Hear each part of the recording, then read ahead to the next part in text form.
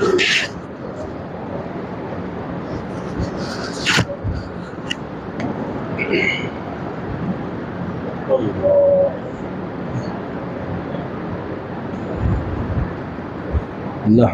ونصلي ونسلم على رسوله الكريم اما بعد۔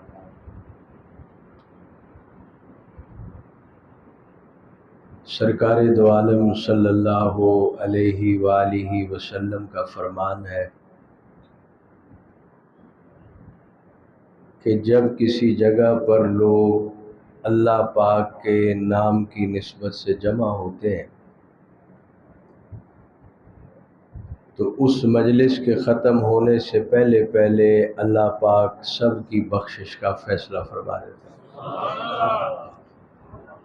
دعا فرمائے اللہ پاک ہماری اس مجلس کو ہم سب کی بخشش کا ذریعہ بنائے۔ دنیا میں آج ہمیں لگتا ہے یہ چیز بہت ضروری ہے، یہ بہت ضروری ہے، یہ بہت ضروری ہے، لیکن ایک دن آئے گا پتہ چلے گا سوائے معافی مل جانے کے کچھ بھی ضروری نہیں تھا کہ اللہ معاف کر۔ حکیم الامت مجدد ملت حضرت مولانا شاہ شرف علی صاحب تھانوی رحمۃ اللہ علیہ فرماتے ہیں کہ میں نے اللہ پاک سے کبھی بھی کوئی مرتبہ نہیں مانگا۔ بعض لوگوں کو شوق ہوتا ہے کہ ہم کتب بن جائیں، ہم ابدال بن جائیں، ہمیں فلاں روحانی مقام حاصل ہو جائے، فلاں روحانی مقام حاصل ہو جائے۔ یہ لالچ ہے، یہ ایک طرح کی دنیا داری ہے کہ آدمی سمجھتا ہے اپنے آپ کو کہ میں کوئی حیثیت رکھتا ہوں، کوئی چیز ہوں اور مجھے یہ مقام ملنا چاہیے۔ اور جن کو یہ مقام حاصل ہوتے ہیں وہ کیا کہتے ہیں؟ حضرت تھانوی اپنے دور کی کتب ہے، بہت بڑے اللہ والے، فرماتے ہیں کہ میں نے اللہ سے جب بھی مانگتا ہوں تو یہ مانگتا ہوں اللہ پاک مجھے معاف کر کے کسی جنتی کے جوتے میں جگہ دے دیں۔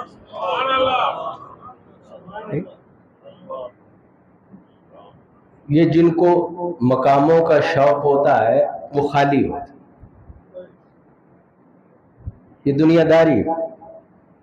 اللہ پاک ہمیں اب اعمال ذکر صرف اپنی رضا کے لیے کرنے کی توفیق نصیب فرمائے۔ ہم بیکاری ہیں، ہم در پہ بیٹھے ہیں کاشا لیے، جو جھولی میں ڈال دیں وہ سر آنکھوں پر، ورنہ صرف معافی دے دیں، یہی سب سے بڑی بات ہے۔ ایک اللہ والے نے بڑی عجیب بات فرمائی،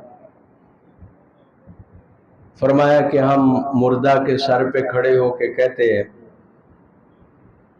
کہ یہ مر گیا ہے،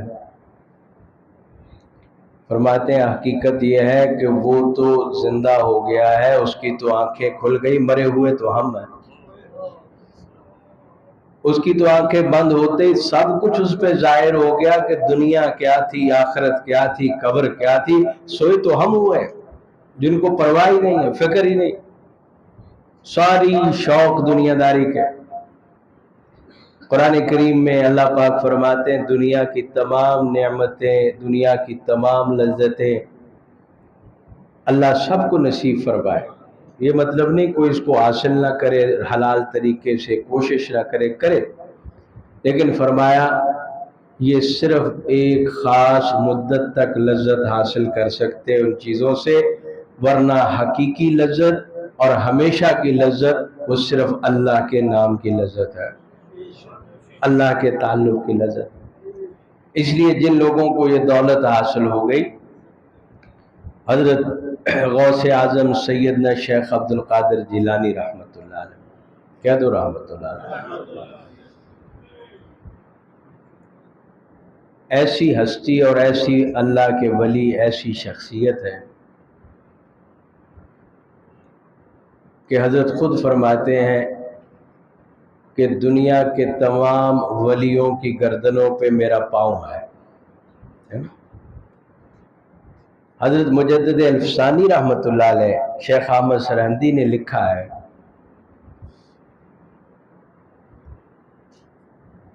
کہ حضرت شیخ عبد القادر جیلانی رحمہ اللہ وہ شخصیت تھے، کسی کی تقدیر میں بھی کوئی مسئلہ لکھا ہوتا تھا، اگر وہ دعا کر دیتے تھے خدا تقدیر بدل دیتا تھا۔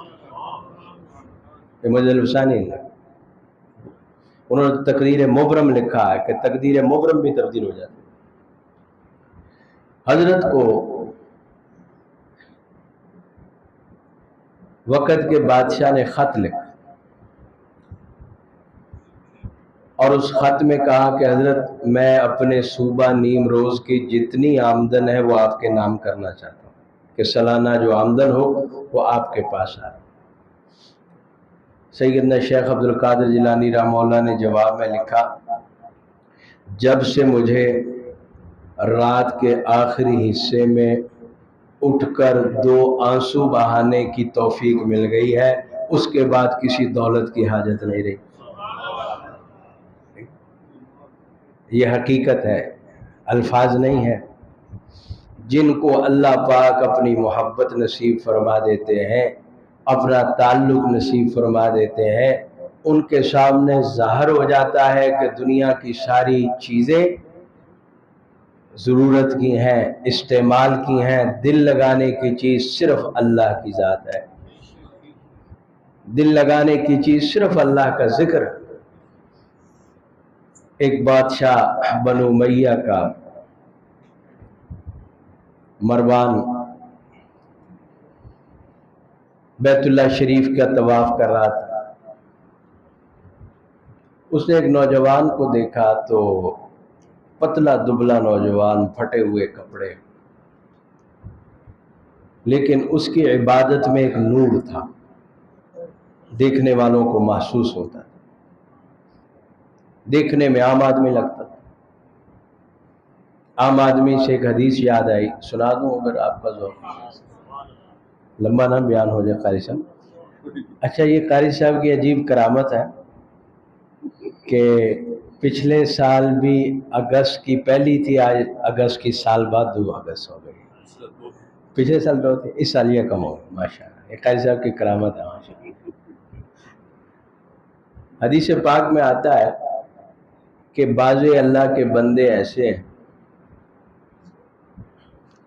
کہ کوئی رائے اور مشورہ دیں تو لوگ غیر اہم سمجھ کے ان کی بات نہ سنیں، چل بے تیرا کیا کام ہے، تو کون ہوتا؟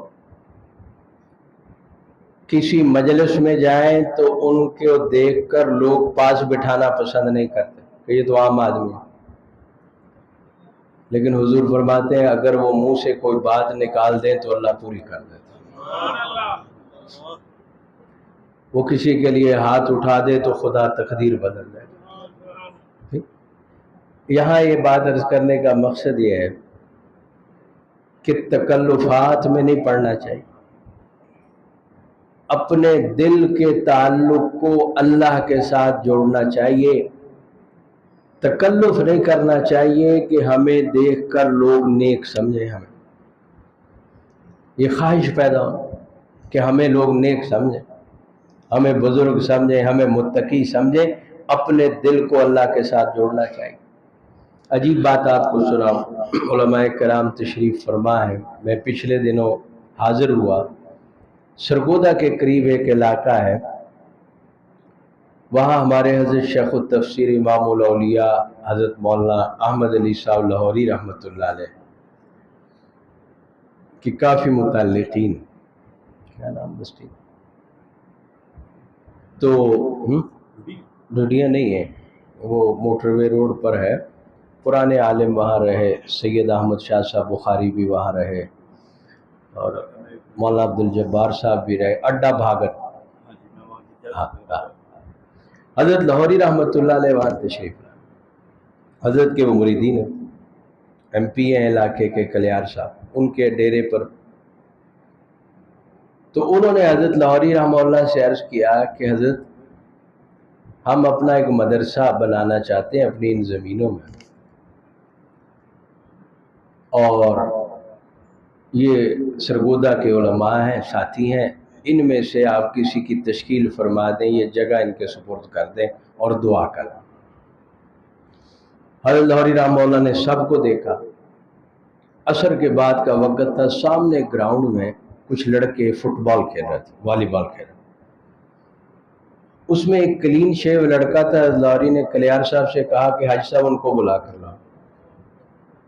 نوجوان کو بلایا، اس کے یہاں ہاتھ رکھ کے فرمان لگے، بیٹے یہ مدرسہ ہے، جگہ ہے، یہاں تم نے قرآن پڑھانا ہے۔ سارے حیران و پریشان۔ اس کو حضرت لاہوری کا تعارف نہیں، حضرت لاہوری کو اس کا تعارف نہیں۔ کلیار صاحب نے کہا، نوجوان تم کہاں سے آئے ہو؟ اس نے کہا، جی میں گوجرانوالہ کا رہنے والا ہوں، میرے ماموں کا گھر ہے وہاں ہے، پڑھاؤ گے؟ کہا بزرگوں نے کہہ دیا پڑھاؤں گا۔ اس نے بھی نہیں پوچھا یہ کون۔ ٹھیک، ساتھیوں نے کہا، حاجی صاحب نے کہا، حضرت آپ نے اس کلین شیف آدمی کو کیوں منتخب فرمایا؟ فرمایا میں نے سب کے دلوں میں جھانکا، اس کا دل شیشے کی طرح چمک رہا ہے، خدا فیض ان کا جاری فرماتا ہے جن کے دل صاف ہوتے ہیں۔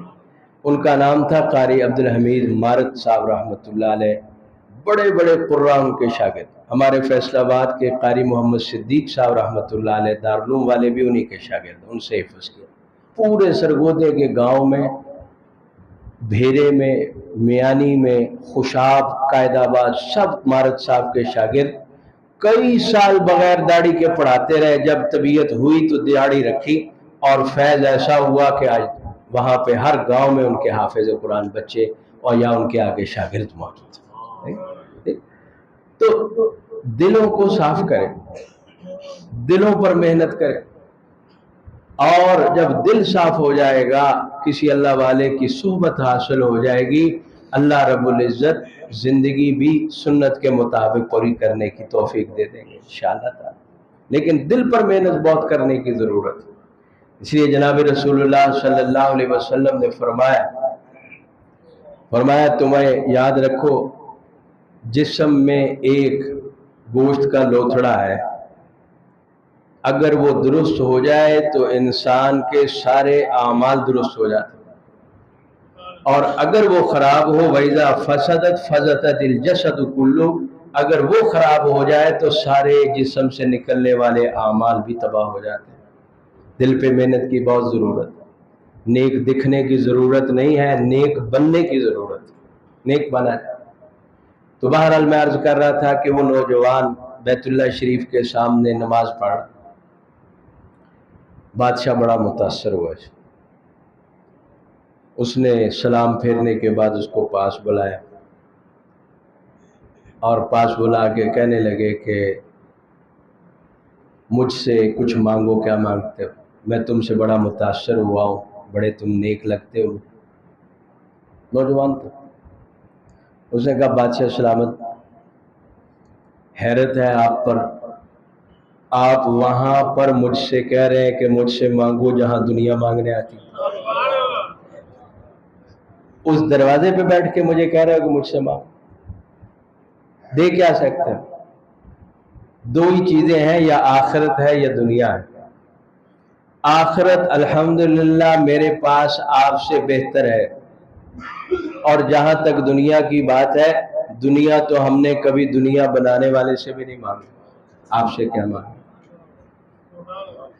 کہا کہ اس نوجوان کی آواز میں، الفاظ میں اتنی تاثیر تھی کہ بادشاہ پہ وجد طاری ہو، کانپنے لگا، اور وہ اٹھ کر نوجوان گلیوں میں غائب ہو گیا۔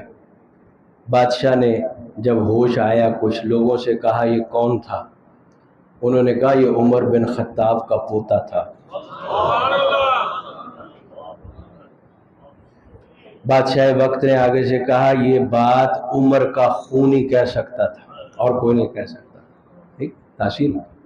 تو بھائی اللہ کا ذکر ہم کر رہے ہیں، اللہ ہمیشہ ہمیں توفیق نصیب فرمائے، لیکن اس کو کرنا کس لیے ہے؟ صرف اللہ کو راضی کرنے کے لیے۔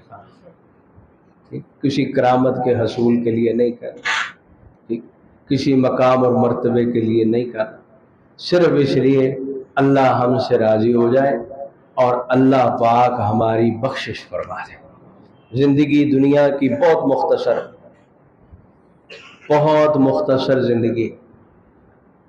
اللہ پاک نے جس وقت کسی کی ہدایت کا فیصلہ فرماتے ہیں، صاحب در مختار علامہ شامی رحمہ اللہ لکھتے ہیں، فرماتے ہیں کہ جب اللہ پاک کسی کی ہدایت کا فیصلہ فرماتے ہیں، اس کو اپنے کسی ولی کی محفل میں بیٹھ دیتے ہیں۔ اور دوسری بات فرمائی کہ یا اللہ اس کے دل میں اپنے کسی ولی کی محبت ڈال دیتے ہیں۔ ہمارے حضرت جی ابا جی نور اللہ مرقدہ بارہا یہ بات فرمایا کرتے تھے، فرماتے تھے کہ لوگ سمجھتے ہیں ہم ذکر کر رہے ہیں، ہم نماز پڑھ رہے ہیں، ہم اللہ کی طرف آ رہے ہیں۔ فرمایا ہماری کیا اوقات ہے، جب تک وہ آواز نہ دیں کوئی نہیں جا سکتا۔ اس پر ایک شعر سناتے تھے کہ محبت دو عالم میں جا کر یہ پکار آئی، محبت دو عالم میں جا کر یہ پکار آئی، جسے یار نے چاہا اسی کو یاد یار آئی۔ جب ذکر ہم نہیں کر رہے، اللہ پاک کروا رہے ہیں، تو ہم کس بات کے دعوے دار ہیں کہ ہم نیک ہیں؟ اللہ یہ توفیق کبھی کسی سے نہ چھینے جس کو اللہ نے اپنے نام لینے کی توفیق عطا فرمایا۔ تو یہ اللہ پاک فرماتے۔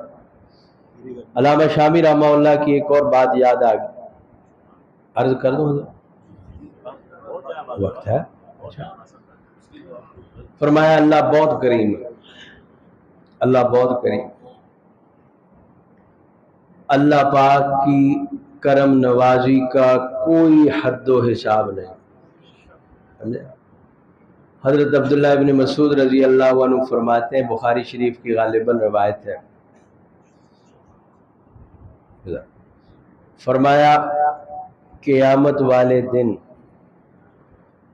اللہ پاک اپنے کرم سے اتنے لوگوں کی بخشش فرمائیں گے، ایسے ایسے گناہگاروں کی بخشش فرمائیں گے کہ دیکھنے والے حیران ہو جائیں۔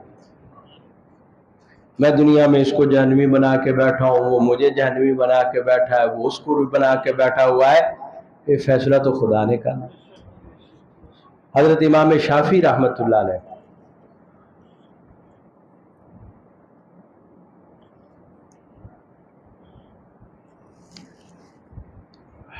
ماشاءاللہ چینی تو آپ پٹھانوں والی استعمال کر رہے ہیں، خوب ڈالیے، کوئی نہیں۔ حضرت امام شافعی رحمۃ اللہ علیہ نے 25 سال تک لوگوں کو اللہ کی رحمت سنائی۔ اللہ والے تھے، وقت کے امام تھے، فقیہ تھے، محدث تھے، بڑی تاثیر تھی گفتگو میں۔ لکھا ہے کہ 25 سال تک اللہ کی رحمت سنائی، ہر مجلس میں سینکڑوں لوگ تائب ہوتے تھے، غیر مسلم مسلمان ہو جاتے تھے اللہ کی رحمت سن کر۔ ایک دن ان کے دل میں خیال آیا کہ انسان تو انسان ہے، یہ صرف رحمت سن کے خراب نہ ہو جائے کہ مسئلے کوئی نہیں، اللہ کو منانا کون سی بات ہے۔ حالانکہ حقیقت یہ ہے کہ واقعتاً اللہ کو منانا کوئی مسئلہ نہیں۔ جناب رسول اللہ صلی اللہ علیہ وسلم نے فرمایا، جب بندہ زبان سے کہتا ہے اللہم اغفر لی، اے اللہ مجھے بخش دے، اس کا جملہ مکمل نہیں ہوتا کہ آسمان سے آواز آتی ہے غفرتو کا، میں نے بخش دیا۔ یہ حضور فرما رہے۔ واقعتاً اللہ کو منانا مشکل نہیں، ہم منانا نہیں آتا، ہمیں یقین ہی نہیں ہے۔ تو خیال آیا کہ لوگ اللہ کی رحمت کی باتیں سن کے خراب نہ ہو جائیں۔ ٹھیک، تو اب جو ہے قرآن میں، حدیث میں جہنم کا ذکر ہے، عذاب کا ذکر ہے، آگ کا ذکر ہے، یہ بھی ان کو بتانا چاہیے۔ ٹھیک، اب عذاب بتانا شروع کر دیا لوگوں نے۔ لکھا ہے کہ جب عذاب ذکر کیا تو کئی جنازے اٹھنے شروع ہو، لوگ خوف کے مارے مر گئے۔ خواب میں ایک دفعہ اللہ کی زیارت ہوئی. فرمایا کہ شافی یہ کیا شروع کر دیا؟ کہا اللہ پاک میں نے تو اس نیت سے کیا آپ کے بندے خراب نہ ہو جائے. فرمایا شافی ہمارا عذاب اس دن ذکر کرنا جس دن ہماری رحمت ختم ہو جائے گی. اور لکھا ہے کہ امام شافعی نے اس کے بعد ساری زندگی صرف اللہ سے امید ہی دلائی، اللہ کی رحمت ہی سنائی، کبھی لوگوں کو ڈرایا نہیں، عذاب کا ذکر نہیں کیا. حضرت امام حسن بصری رحمۃ اللہ علیہ ہمارے سلسلہ کے بڑے ہیں، قادریہ کے. براہ راست حضرت سیدنا مولا علی کرم اللہ وجہہ سے فیض پایا.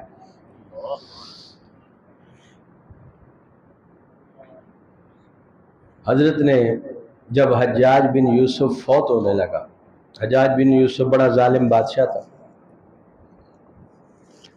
ملتان والے تو اس کو زیادہ جانتے ہیں میرا خیال. اس کا بھتیجا تھا نا جو محمد بن قاسم یہاں آیا، بڑے ظلم کیا.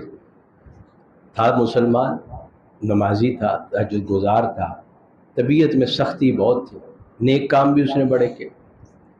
یہ آج تک جتنا قرآن کریم پہ زبر زیر ہے یہ اسی نے لگوائی، یہ سارے حافظوں کا ثواب پہنچ رہا ہے. جب وہ بالکل بستر مرگ پر تھا، سیدنا حسن بصری رحمۃ اللہ علیہ اس کے پاس چلا. دیکھا کہ اب یہ ہل جل نہیں سکتا، بیمار ہے، مرنے والا ہے. حضرت نے اس کو بہت ڈرایا، کہا تو نے توبہ کر لے، اب بھی وقت ہے. تو نے زندگی میں یہ ظلم کیا ہے، یہ ظلم کیا، یہ ظلم کیا، اور بہت تکبر اور رعونت میں زندگی گزاری. اب تو جا رہا ہے، اللہ پاک تجھے پوچھے. لکھا ہے کہ حضرت حسن بصری کی باتیں سن کے وہ رونے لگا. حضرت اٹھ کے چلے گئے. جب حضرت چلے گئے تو آسمان کی طرف دیکھ کے کہتا اللہ میاں اگر چھوٹے چھوٹے گناہ گاروں کو بخش کے آپ نے غفور الرحیم کہلانا ہے تو کیا کہلانا ہے. ٹھیک، اللہ پاک میں تو آپ کو غفور الرحیم تب مانوں گا جب مجھ جیسے گناہ گار کو بھی آپ بخشیں گے. جس کو حسن کہتا ہے اللہ نہیں بخشے گا. اور یہ کہہ کے چند لمحوں بعد فوت ہو گیا. جب سیدنا حسن بصری کو یہ بات پہنچی رحمت اللہ علیہ کو، آپ نے فرمایا اللہ کی عادت مبارکہ ہے، اللہ اپنی رحمت سے امید لگانے والوں کو کبھی مایوس نہیں کرتا. مجھے اللہ کی ذات پہ یقین ہے اس امید پر یہ بخشا جائے گا. اللہ بہت کریم، اللہ بہت مہربان ذات.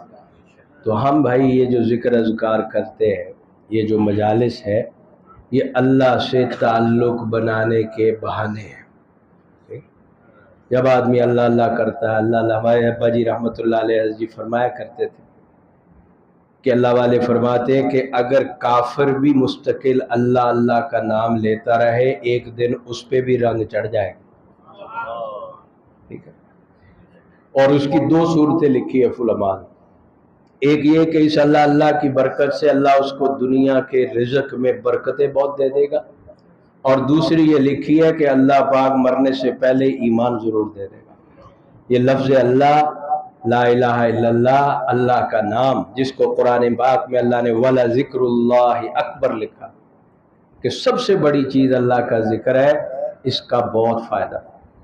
تو اس لیے اللہ پاک سے دعا ہے، حضرت قاری صاحب دامت برکاتہ العالیہ نے یہ جو مجلس شروع کی ہے، اللہ میری آپ کی ہم سب کی بخشش کا اس کو ذریعہ بنائے، اور اس میں عظمت کے ساتھ اہمیت کے ساتھ شریک ہونا چاہیے. یہ نہیں، اہمیت کے ساتھ شریک ہونا چاہیے. میں صرف آخری بات برکت کے لیے عرض کر کے ختم کرتا ہوں. ہمارے حضرت شیخ التفسیر امام الاولیاء حضرت مولانا احمد علی صاحب لاہوری رحمۃ اللہ علیہ، اس میں گرم ڈالو چاہے، اس کو دوسرے کا بڑا، بہت بڑے اللہ والے تھے.